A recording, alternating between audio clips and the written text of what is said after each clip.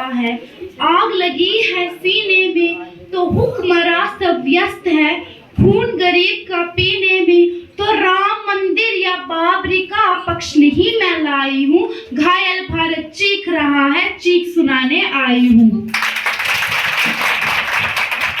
आदरणीय मुख्य महोदय, अध्यापकगण और यहाँ पर उपस्थित सभाजन, मैं निकिता भगत 9वीं कक्षा की छात्रा आप सभी के सामने स्वतंत्रता दिवस के उपलक्ष्य पर अपने विचार आप सभी के सामने साझा करना चाहती हूँ।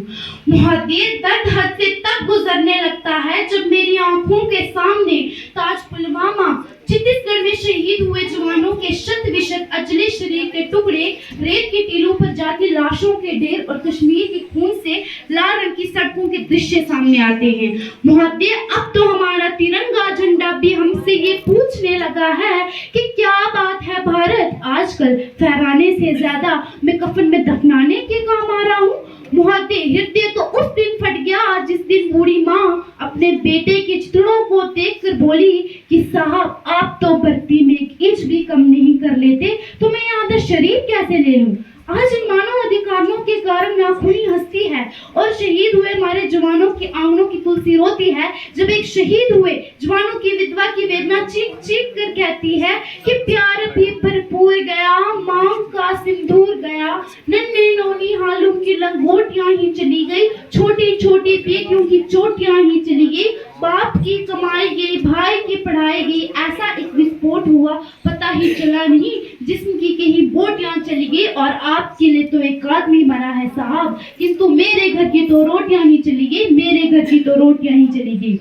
महोदय, किसी भी युद्ध को जीतने के लिए पहल करना सबसे बड़ा आवश्यक है, क्योंकि इतिहास गवाह है पहल करने से बड़े बड़े युद्धों के परिणाम बदल दिए जाते हैं। लेकिन आज इन मानव अधिकारों के कारण हमारे देश का जवान इस कदर बन गया है कि अपनी ड्यूटी पर खड़े होकर भी वह पहल करने से डरता है, क्योंकि भविष्य में उन्हें कटघरे में खड़े रहने का डर सता रहा होता है। वह जानता है कि एक उग्रवाद की राइफल से निकलने वाली गोली को ये तय करना पड़े या ना पड़े वो किसे लगेगी, लेकिन हमारी राइफल की गोली को ये तय करना पड़ता है कि तो किसी दोषी को लगे या ना लगे, लेकिन किसी निर्दोष को नहीं लगनी चाहिए। यदि ऐसा हुआ, ना ही ये समाज उन्हें छोड़ेगा, ना ही दिल का तार बनाने वाले मीडिया उन्हें छोड़ेगी।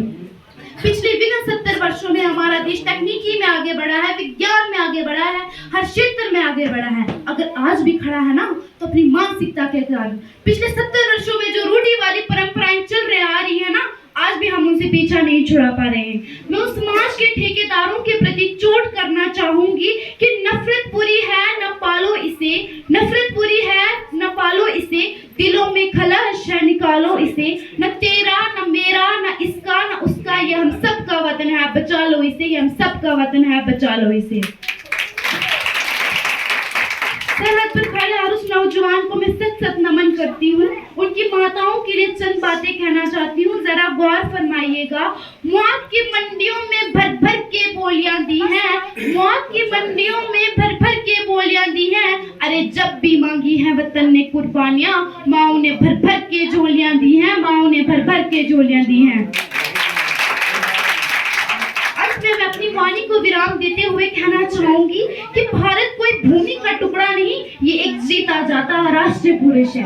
ये वंदन की धरती है, ये अभिनंदन की धरती है, ये अर्पण की भूमि है, ये दर्पण की भूमि है। इसकी नदी नदी हमारे लिए गंगा है, इसका कंकर कंकर हमारे लिए शंकर है। हम जिएंगे तो इस भारत के लिए और मरेंगे तो इस भारत के लिए। मरने के बाद में उस गंगा जल में बहती हुई अस्थियों को कोई कान लगाकर सुनेगा ना, तो सिर्फ एक ही आवाज निकलेगी, भारत माता की जय। धन्यवाद।